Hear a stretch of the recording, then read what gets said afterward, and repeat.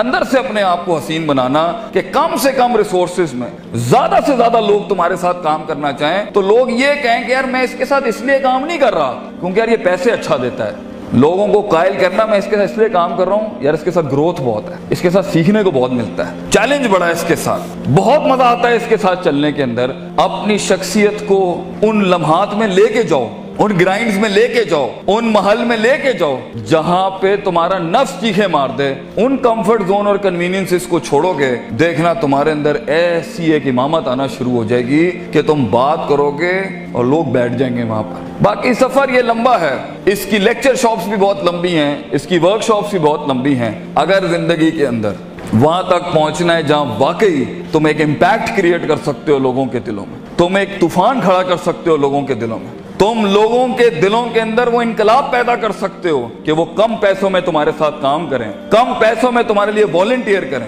چھوٹی سی کمپنی کو پاکستان کے بڑے ریکٹس کے اوپر فائل کرنا اگر تم چاہتے ہو تو سب سے ان اصولوں کے ساتھ زندگی جینا کہ گیا ہوا وقت ہاتھ نہیں آتا.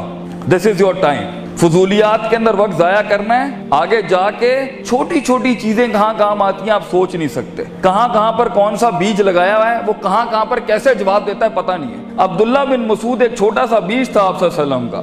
آپ نے ایک دفعہ دودھ مانگا ان سے رضی اللہ تعالیٰ عنہ تو انہوں نے دودھ نہیں دیا. انہوں نے کہا میں مالک سے پوچھے بغیر نہیں دوں گا. چھوٹا سا بیج تھا, ابو بکر کے ساتھ جا رہے تھے, چھوٹی سی انویسٹمنٹ کی, آگے جا کے عبداللہ بن مسعود کتنا بڑا عالم دین, کتنا بڑا فقہ کا امام اور پھر گورنر بنے. تو اپنی زندگی میں یہ چھوٹی چھوٹی انویسٹمنٹس کرتا رہے اور فوکس رکھے اپنی منزل کے اوپر, اپنے دشمنوں کو اینالائز کرے. وہ زندگی جس میں بالکل ہی کوئی دشمن نہیں ہے یہ بھی کوئی زندگی ہے, اس کا مطلب ہے تیرے کلیجے نے چیلنج نہیں کیا کسی کو. اور اگر وہ زندگی جس میں ہر بوئے دے ہوتے ہی دشمن ہے بھی میرے خیال میں ڈنگر زندگی ہے, یہ اندر بھی کوئی فائدہ نہیں ہے.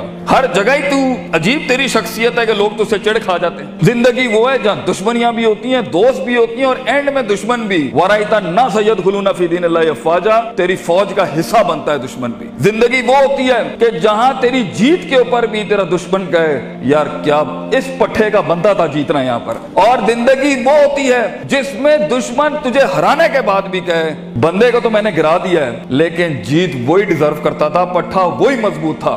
اتنا کہتے ہیں اپنے دشمنوں کو اتنا ہارڈ ٹائم دے کہ ان کی کلیجوں سے چیخ نکل جائے کہ ہم نے واقعی کوئی شیر یا شیر سے ہارے ہیں یا شیر کو ہرایا ہے. دونوں حالت کے اندر شیر کی تعظیم ہوتی ہے, بندے کی تعظیم نہیں ہوتی.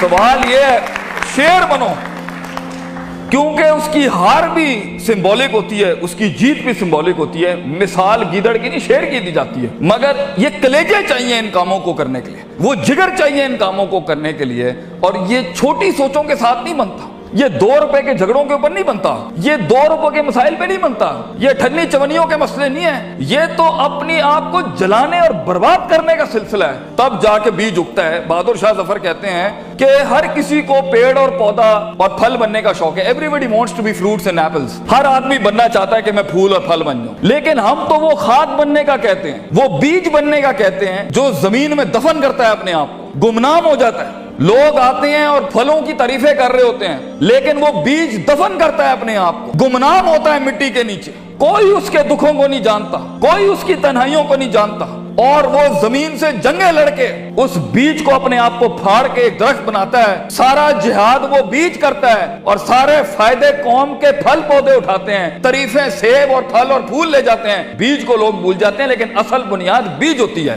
بیج بننا اس امت کا بیٹا, اس قوم کے اپنی ویژن کا, اپنی کمپنی کا, اپنے خاندانوں کا بیج بننا کہ تمہاری بنیادوں کے اوپر نسلیں جمع ہوں, نسلیں کھڑی ہوں, پھل پھول لگیں تمہیں, اور انہی درختوں کو پھل لگتا ہے جن میں عاجزی ہوتی ہے, جو جھکے ہوئے ہوتے ہیں, جو ہمبل ہوتے ہیں, جو اپنی نفس سے آزاد ہو کے قوم کے جمیع تر بینیفٹ کے اوپر اپنے تکبر کی قربانی دیتا ہے, اپنی میں کی قربانی دیتا ہے, اپنی مزاج کی قربانی دیتا ہے, اپنے وقت کی قربانی دیتا ہے, بغیر مفادات کے کھڑا ہوتا ہے, بیماریوں میں لڑتا ہے اپنے خوابوں کے لیے. ایسے لوگ جا کے کہیں % کا چینج آتا ہے, اور یہ کرتے رہنا ہوتا ہے اس حد تک کہ آپ کو پتہ بھی نہیں ہوتا کہ آپ کا نام کن محفلوں میں اور کن ستاروں اور افلاک کے اوپر چلا جاتا ہے. تو یہ شہرت کے لیے لوگوں کو جھکانے گرانے کے لیے، کسی کو ذلیل کرنے کے لیے، کسی کو تھلے لگانے کے لیے انسان خواب نہیں دیکھتا۔ امپاورمنٹس ہوتی ہیں جب انسان کام کرتا ہے اپنی نفس سے آزاد ہو کے، جو انسان کام کرتا ہے لوگوں کے لیے کام کرتا ہے اور اپنے لیے بھی کرتا ہے، لیکن اس میں آپ کو علمی مسل بھی چاہیے اور اس میں آپ کو عملی مسل بھی چاہیے، اس میں آپ کو نیت بھی چاہیے، ارادہ بھی چاہیے، قصد بھی چاہیے، نتیجہ بھی چاہیے، محاسبہ بھی چاہیے، علم بھی چاہیے، یقین بھی چاہیے، صبر بھی چاہیے، دوام بھی چاہیے، سیاست بھی چاہیے۔ اس لیے اگر آپ اس کے اوپر آج کام کرنا نہیں شروع کریں گے، کوئی مسئلہ نہیں ہے، 20-15 سالوں کے بعد جہاں بھی زندگی کھڑی ہوگی نا، وہ فیصلہ آپ کا ہوگا۔ جو بھی انسان کچھ ہے نا، اللہ پر بلیم نہیں کرنا۔ ظہر الفساد فی البر والبحر بما کسبت ایدی الناس، انسان کی زندگی جہاں بھی کھڑی ہے وہ اس کا کیا ہے۔ کئی سنی بات میں کوئی غلطی ہوگی تو ساری میری تھی، کوئی حق اگر ہم نے قوم کے لیے بیان کیا وہ قوم کا تھا۔ اللہ تعالیٰ آپ کو ایک معنی زندگی عطا فرمائے، ایک کامیاب لیڈر بنائے۔ وآخر دعوانا ان الحمدللہ رب العالمین۔ جزاکم اللہ خیر۔ السلام علیکم۔